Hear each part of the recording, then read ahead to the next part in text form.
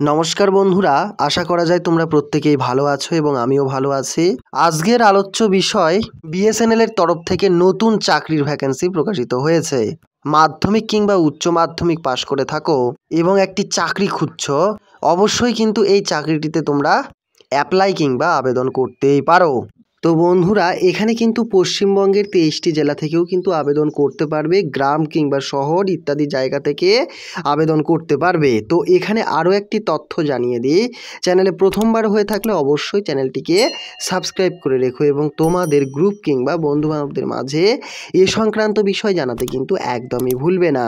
তো বন্ধুরা, বিএসএনএল অর্থাৎ ভারত সংস্কার নিগম লিমিটেড এর মাধ্যমে কিন্তু নতুন ভ্যাকেন্সি প্রকাশিত হয়েছে।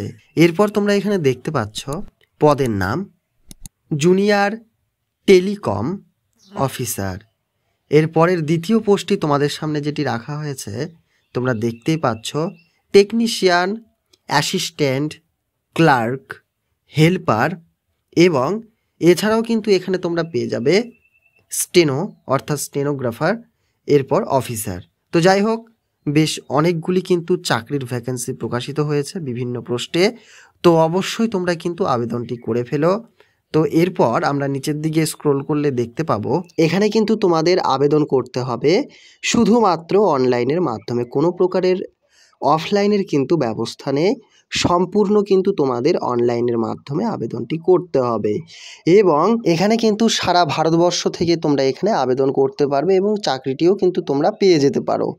তো এরপর তোমরা এখানে দেখতে পাচ্ছ স্যালারি কিন্তু এখানে তোমাদের রয়েছে 16,000 টাকা থেকে শুরু হবে এবং তোমাদের কিন্তু সর্বশেষ যে বেতনটি হবে 40,500 টাকা অবধি কিন্তু এখানে তোমাদের বেতনটি হবে। তো বেশ মোটা অঙ্কের একটি বেতন রয়েছে।